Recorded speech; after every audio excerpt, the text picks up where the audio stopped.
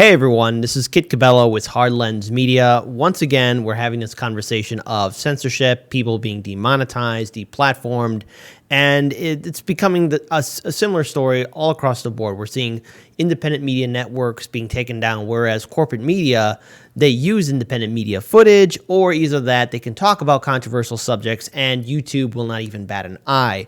Joining us here is someone who stood in solidarity with Hard Lens Media when we got our strike from YouTube on March 4th, Eynelys Garcia. Thank you so much for being here with us here at Hard Lens Media. This announcement, it's a little bit a few weeks behind, but again, YouTube went after your content and basically silenced your platform. So I think it's very important for our viewers and subscribers to understand the bigger picture, what exactly happened, what has been your communication with YouTube, and what is the status of your current YouTube channel right now? Yeah, thank you so much for having me on, Kit. I love the work that you guys do, and it's so important. And I appreciate the opportunity to, talk about this. And I also want to really quickly also thank Graham Elwood, who also had me on his show to talk about it. So, a few weeks back, I had a few interviews. I had you on my show to talk about, the censorship that was going on with Hard Lens Media. And then I had Lee Camp on my show, and we also talked about censorship. And then the last interview that I had before YouTube terminated my account was with Taylor Hudak from Panquake, and it was about censorship and Assange. So I have that interview with Taylor, and a couple of days later, I'm just hanging out and going through my YouTube, and this was 2 days before I was going to interview Brianna Joy Gray on my show. So I go on my YouTube and all of a sudden I can't play my videos and it's like error, reload, try again. And I was like, what's going on? And at first I thought it was my laptop. I was like, okay, I'm going to switch to my cell phone. So I switched to my cell phone and I still can't do it. And when I try to go into my account, it says that my account has been terminated by YouTube, not suspended, terminated. I had never had a single strike on any of my videos. I wasn't even monetized yet. And they sent me this little email saying that I had violated their terms or whatever. And so I messaged them back and I was like, hey, what part of your terms and conditions did I violate? And all they sent back was a link to the terms and conditions with absolutely no clarification as to what part of my show was harmful content. Mm-hmm. And so they just completely terminated me. Again, not suspended, terminated. So, I mean, I don't know what to think at this point because, again, the last 2 interviews I had on my show before YouTube terminated it were with Lee Camp and Taylor Hudak, and they were about Assange and censorship. And the only other thing that I've been talking about lately that's new is crypto. So, it's one of those things. And it also wouldn't surprise me if they're going after channels that are supporting the People's Party. Because, people think that this is all just separate stuff, but it's all interconnected. And the fact that these giant tech corporations have, essentially our government in their pockets at this point, and that they act as regulatory institutions is super scary, which is why I've finally been able to get on Rockfin now. So I'm really excited about that. We need support. So if you're watching on YouTube, switch over to Rockfin. It's free. It's ad-free. And that's without even paying for the premium stuff. And if you do pay for the premium, you get to see premium content from all kinds of people, including myself, Hard Lens Media, Jimmy Dore, Jackson Hinkle. So it is time for us to find options and alternatives. It's also why I'm on Odyssey. And it's also why as soon as Panquake is an option, I'm going to be on that as well. Because these tech giants have gotten to the point where they are censoring everything and trampling all over free speech. And all the lefties who were cheering when Trump got deplatformed, well, now you see where that leads us. It leads us to seeing things like what you were talking about, Kit, status quo, having their footage pulled, but somehow it's okay for mainstream media to still use that exact same footage, and it's not harmful when CNN does it. So it's complete bullshit, and we're not going to be silenced. So it's up to us to build the infrastructure to have choices and alternatives. I think it's very important to point this out that there is a huge difference between being getting a strike, having your content demonetized, and then having your channel fully terminated. When Hardlens Media got our first strike, and again, it was under a horrible claim saying that we were not. Apparently, that video that it got hit that caused us to get our strike.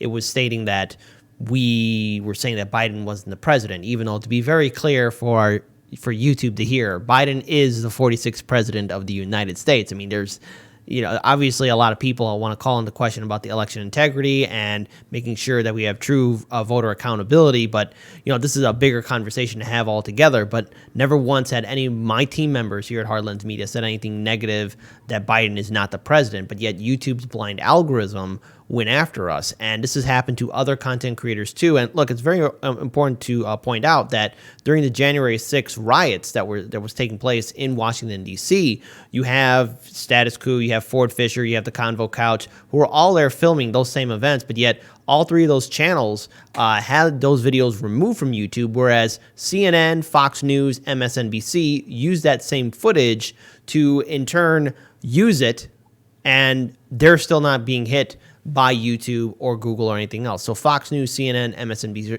NBC are safe, whereas other independent media networks are just constantly getting hit all the time. So my question to you is there any kind of potential where we could reverse this course, if there is a possibility, on Twitter, Facebook, Instagram, and YouTube? Or do we have to look at new frontiers like Odyssey and Rockfin and Panquake? And at the same time, what kind of protections should be put in place for content creators? Because again, having your channel fully terminated isn't really good for content creators, because then you lose your entire livelihood. Yeah, absolutely. Well, at this point, even if there is some kind of fixing that we can do to the current, big tech institutions, I believe that even if that's possible, at this point, we need options no matter what. So I don't think that it's optional anymore whether we venture forward with things like Rockman and Odyssey and Panquake. I think it is a must now, because these institutions have shown us that if we give them leeway, you give them a finger, they take your whole arm.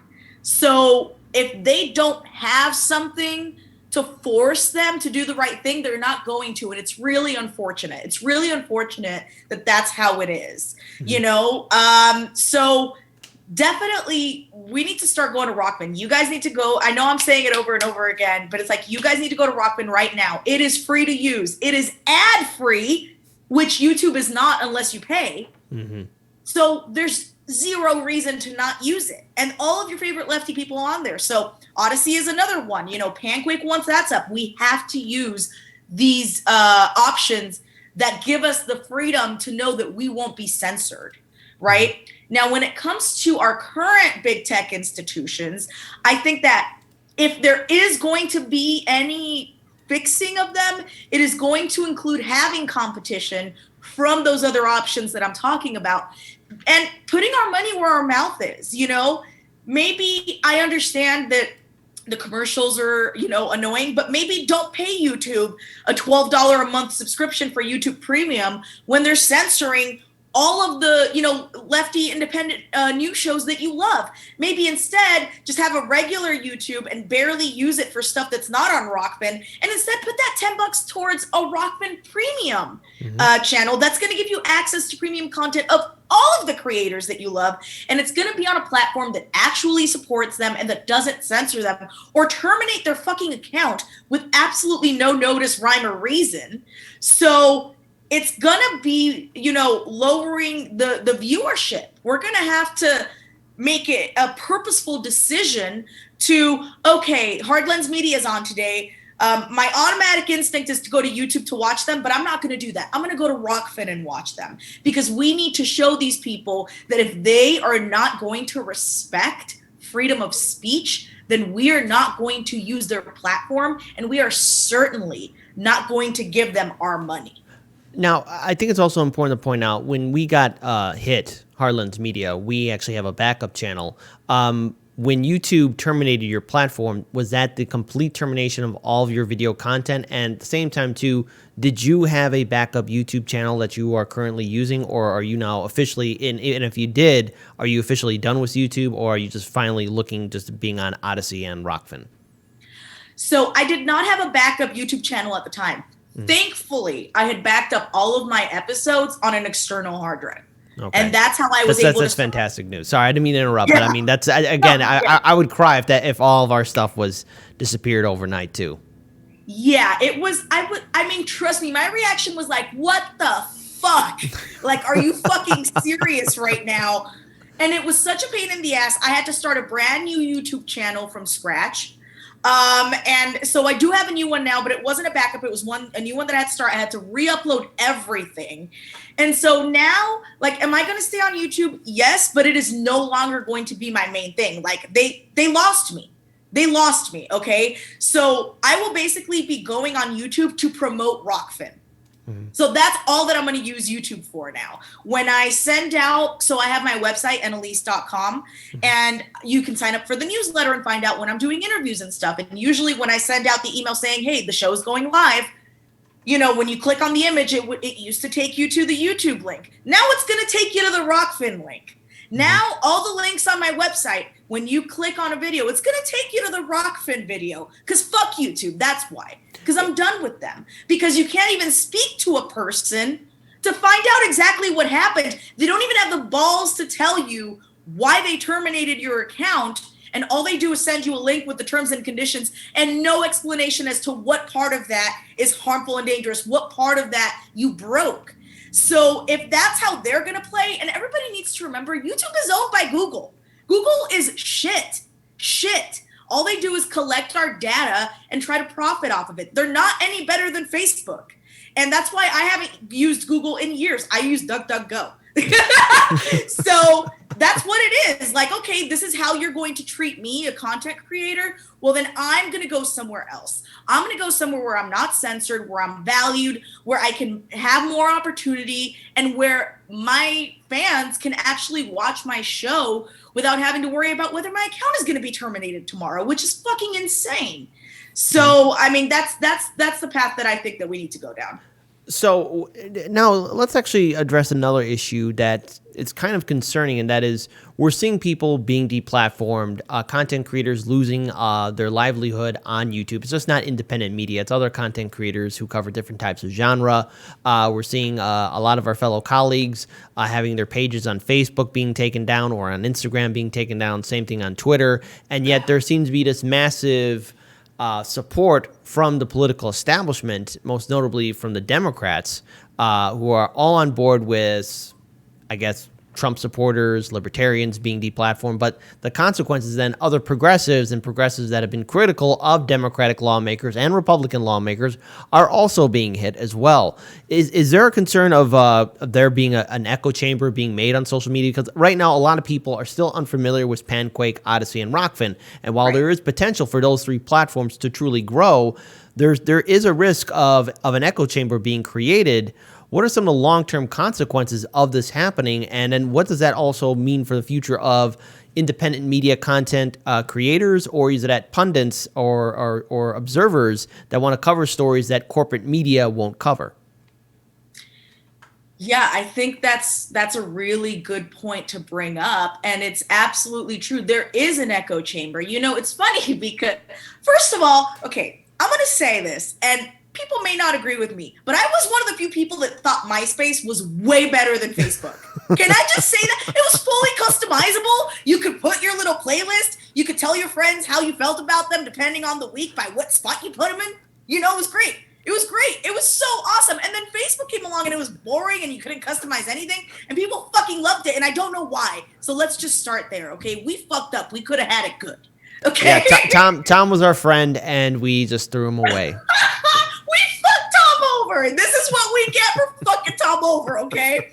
So, you know, I feel like social media started in a very creative and awesome way. It was a way for us to connect with other people. It was a way for us to express ourselves. It was a way for us to do all of these things on the internet that we hadn't previously been able to do. And I think MySpace was that.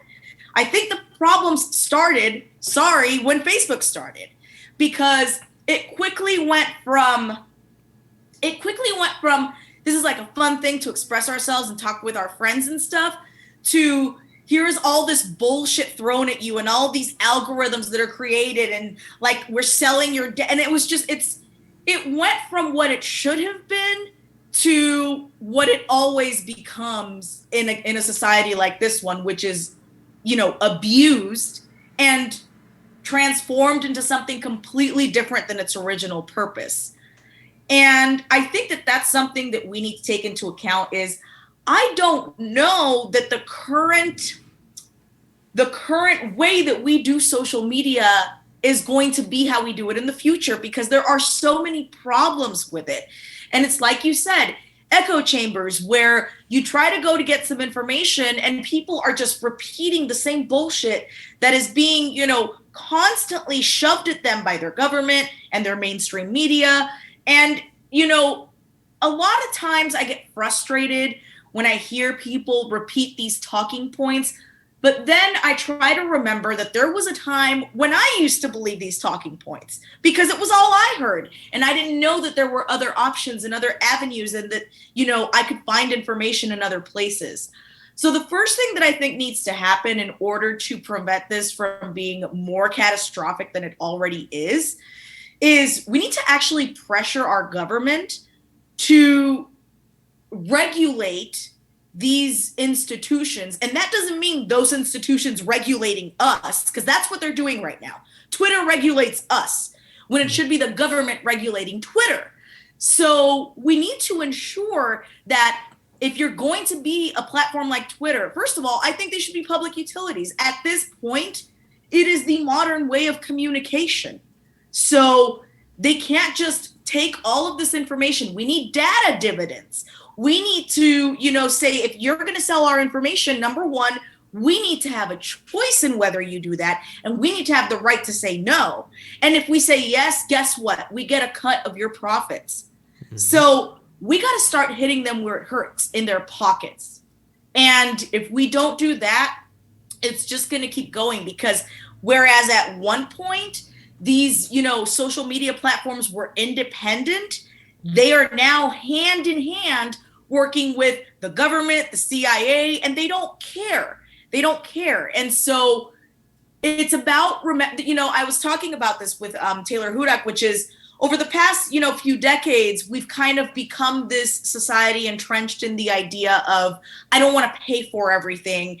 It needs to be free.